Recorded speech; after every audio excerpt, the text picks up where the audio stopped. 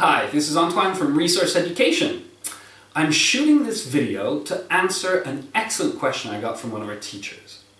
The question was, what alternatives are there to teaching English in a direct way? Now, as I told the teacher, this question, it clearly sounds to me as though a teacher trainer or a director of studies is testing the teacher to try to find out how much they know about EFL, ESL, about different methodologies. And it's important to be able to answer this question correctly as a teacher, because this is when you show that you are open to alternative methods of teaching, that you are ready to adapt your teaching, your approach, your lessons to different students, to different target languages, things like that. So, here we are.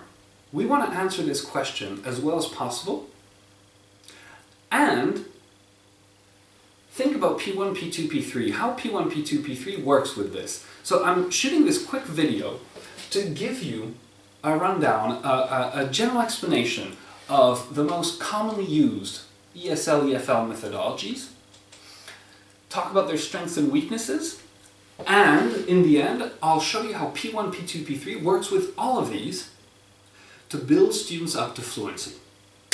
So, let's get cracking. EFL, ESL methodologies, how to teach English, different approaches to teaching English. I've listed them here. We'll start with PPP, presentation, practice, production. Now, this is the most traditional approach in teaching English, I think in teaching any language. It's very teacher-centered, as you can see. The teacher gives a presentation, makes the student practice the new knowledge, and at the end, you give students a production activity where they're supposed to use the new skill they've learned. Presentation, practice, production. It's important to note that here the teacher has very strong control over the lesson. Students are passive here. They're very, very passive. The teacher is presenting new information, basically. Presentation, practice, production, straightforward. The name says it all. So, passive students. Now let's take a look at alternative options, different approaches. Very popular TTT, test, teach, test. Now this is a very interesting approach. We start with test. What's the point of that? The point is to give the students an opportunity to show what they know before we go into teaching. I found this useful, for instance, if you think about it, there are certain target languages that maybe you don't need to teach them. I would think, for example, of zero conditional here. Most languages have zero conditional. And if you've taught present simple, if your students know present simple, zero conditional is kind of obvious. I made that mistake at the very beginning of my teaching career. I remember zero conditional was in the textbook. And at that time I thought, well, I'm inexperienced, the textbook knows better. I need to teach zero conditional? I'll teach zero conditional. If I'd used this approach first, I would have seen that my students produced zero conditional naturally on their own. I didn't, and unfortunately I went for PPP, and the result was that, well, my definition wasn't very good. It was my fault, but I confused my students, and they started making mistakes with zero conditional, something that they used naturally before. So I confused them.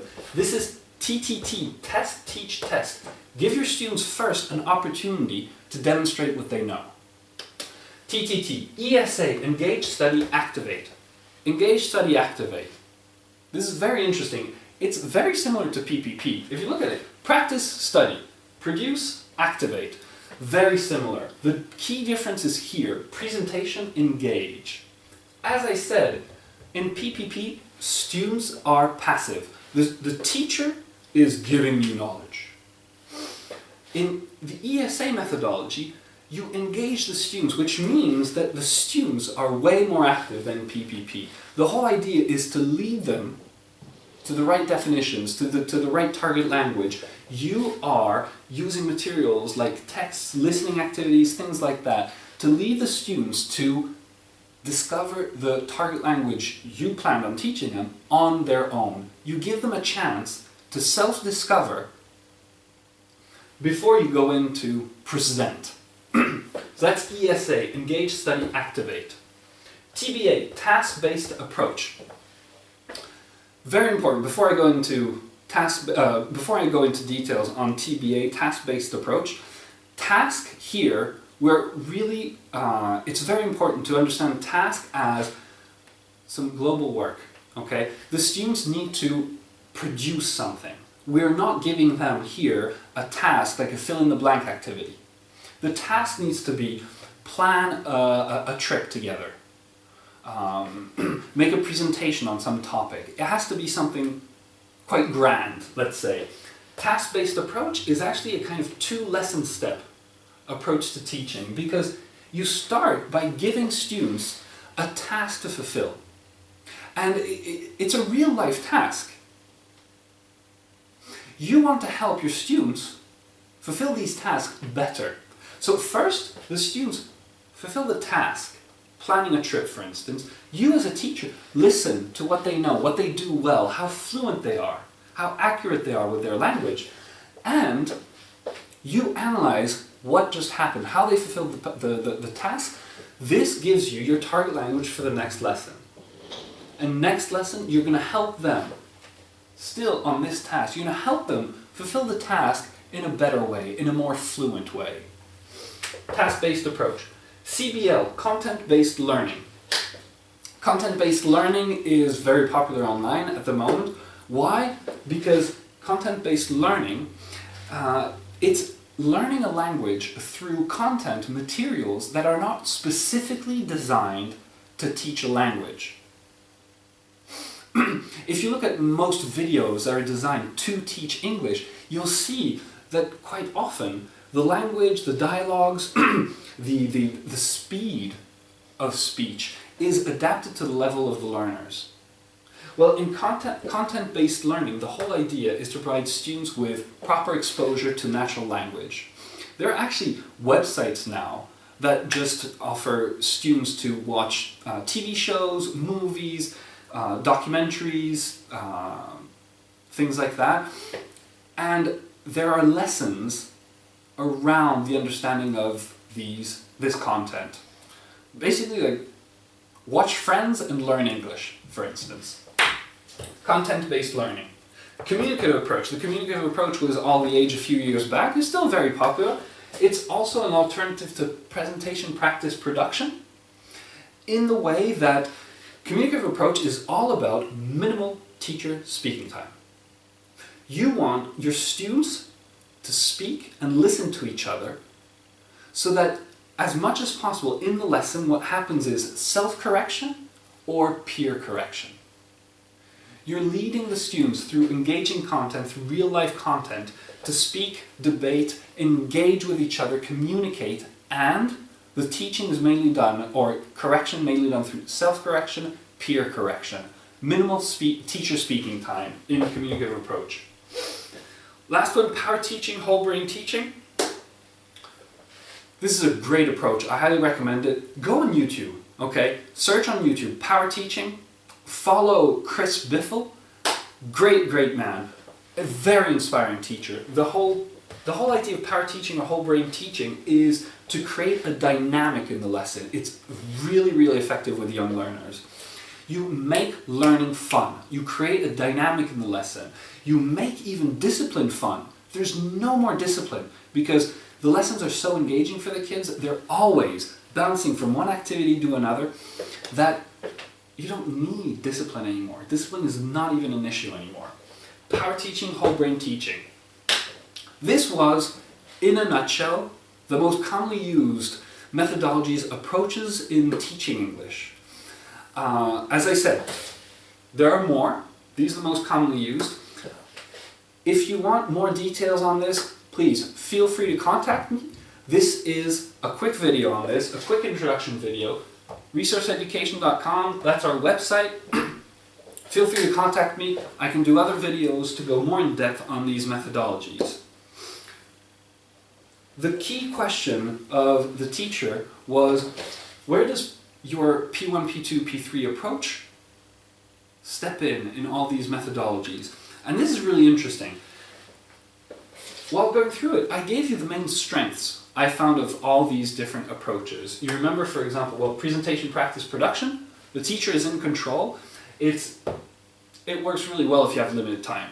Okay, because for example, engage, study, activate, where you're getting the students to engage and to self-discover the content, that might require more time. You're less in control.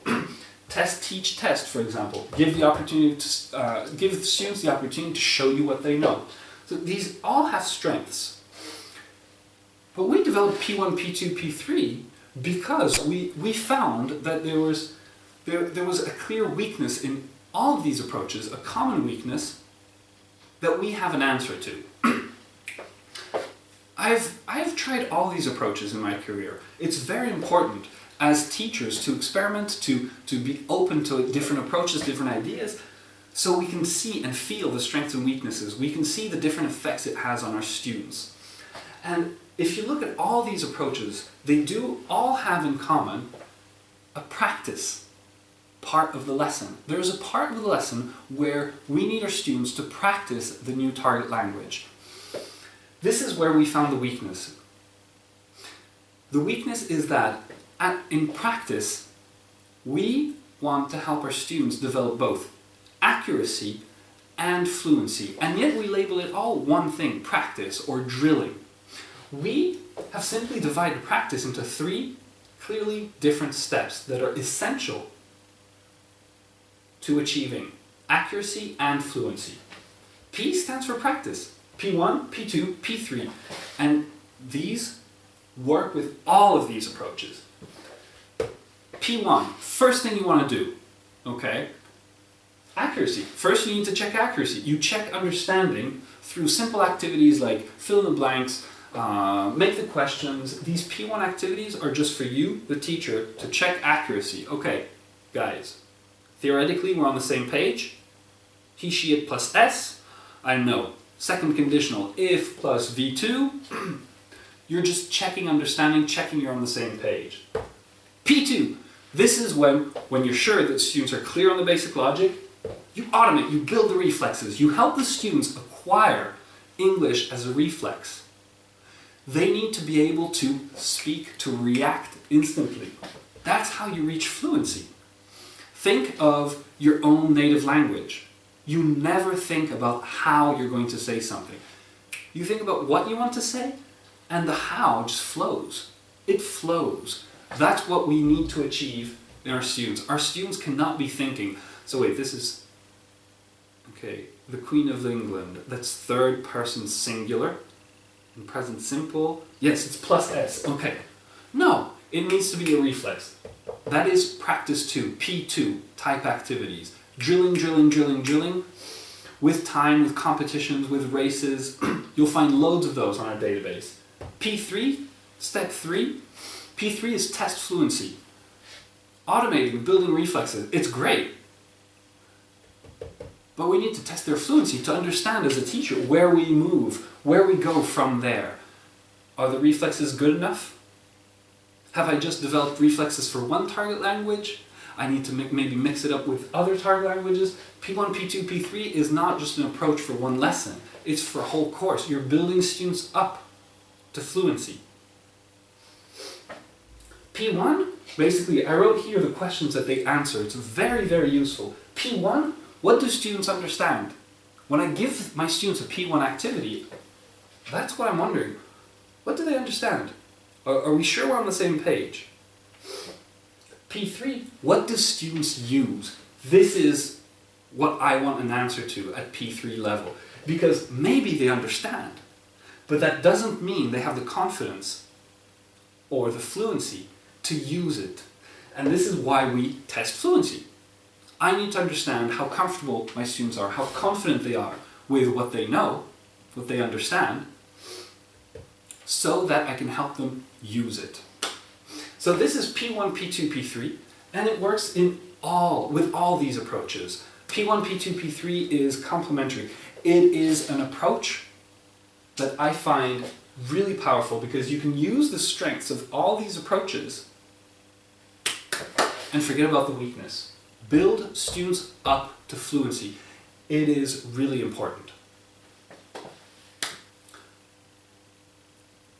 on our database, what you find, on the resource education database, what you find are materials for you as a teacher to help you as a teacher plan efficiently and teach effectively.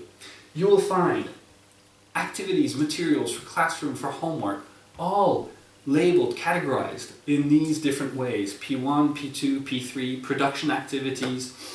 And we're not trying to change these, we're providing also clear definitions that lead students to fluency. Not just, these pages of complicated definitions for present perfect or third conditional with loads of exceptions and cases. No, a clear definition that provides students with the basic logic, with the communicational necessity behind this target language. That was me talking about EFL, ESL methodologies. Feel free to write. Tom and I are always happy to help. That's what we are doing. Teacher support. Full teacher support. It was Antoine from Resource Education. Bye-bye.